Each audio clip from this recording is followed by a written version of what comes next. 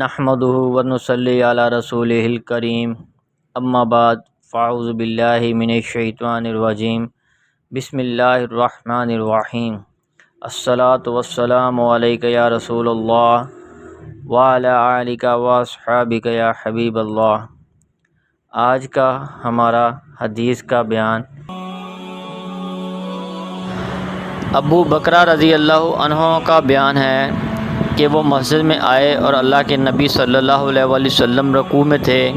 وہ کہتے ہیں تو میں نے صف میں پہنچنے سے پہلے ہی رکوع کر لیا تو نبی اکرم صلی اللہ علیہ وسلم نے نماز سے فارغ ہونے کے بعد فرمایا، اللہ تمہارے شوق کو بڑھائے، آئندہ ایسا نہ کرنا۔ وضاحت: آئندہ ایسا نہ کرنا کا مطلب ہے کہ یہ دیکھ کر کہ جماعت ہو رہی ہے اور امام رکوع میں چلا گیا ہے تو تم تیزی سے دوڑتے ہوئے آؤ اور پھر دروازے ہی سے رکوع کر لو اور حالت رکوع میں چلتے ہوئے صف میں شامل ہو۔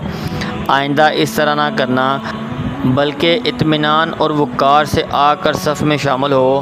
معلوم ہوا کہ نیکی کرنے میں اگر کسی سے کوئی خطا ہو جائے تو پہلے اس کی حوصلہ افزائی کرنی چاہیے، پھر صحیح طریقہ بتانا یا سکھانا چاہیے۔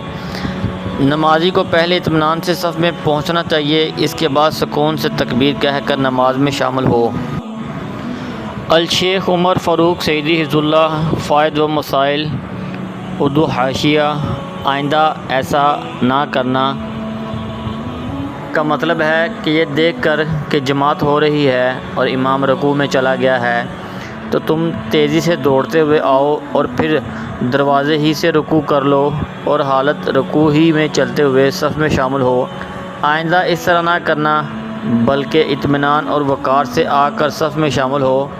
باقی رہا مسئلہ کہ اس رکعت کو شمار کیا گیا یا نہیں کیا گیا، اس حدیث میں اس امر کی کوئی صراحت نہیں۔ جب تم نماز کے لیے آؤ تو وقار اور آرام سے آؤ، بس جو جماعت کے ساتھ پڑھ لو اور جو فوت ہو جائے اسے پورا کر لو۔ ظاہر بات ہے کہ جب حضرت ابو بکر رضی اللہ عنہ سے قیام اور سورۃ فاتحہ رہ گئی تو انہوں نے یہ رکعت دہرائی ہوگی جس کا ذکر گو حدیث میں نہیں ہے، لیکن فرمان نبی کی روح سے انہوں نے یقیناً ایسا کیا ہوگا۔ اگر اس طرح رکعت کا اثبات یا جواز ہوتا تو نبی صلی اللہ علیہ وسلم ان کو یہ نہ کہتے کہ آئندہ ایسا نہ کرنا۔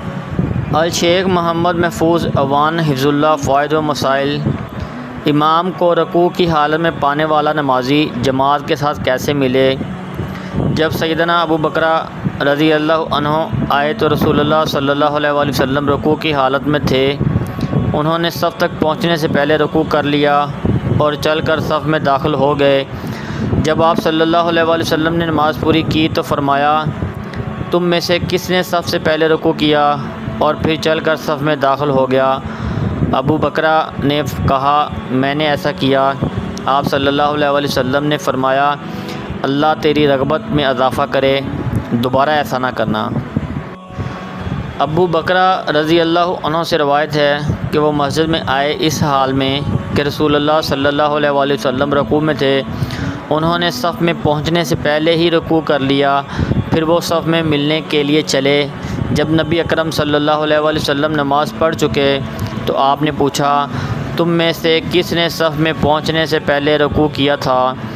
پھر وہ صف میں ملنے کے لیے چل کر آیا۔ ابو بکرہ نے کہا، میں نے۔ آپ صلی اللہ علیہ وسلم نے فرمایا، اللہ تمہاری نیکی کی حرص کو بڑھائے، آئندہ ایسا نہ کرنا۔ الشیخ عمر فاروق سعیدی حفظہ اللہ فوائد و مسائل: نیکی کرنے میں اگر کسی سے کوئی خطا ہو جائے تو پہلے اس کی حوصلہ افزائی کرنی چاہیے، پھر صحیح طریقہ بتانا یا سکھانا چاہیے۔ نمازی کو پہلے اطمینان سے صف میں پہنچنا چاہیے، اس کے بعد سکون سے تکبیر کہہ کر نماز میں شامل ہو۔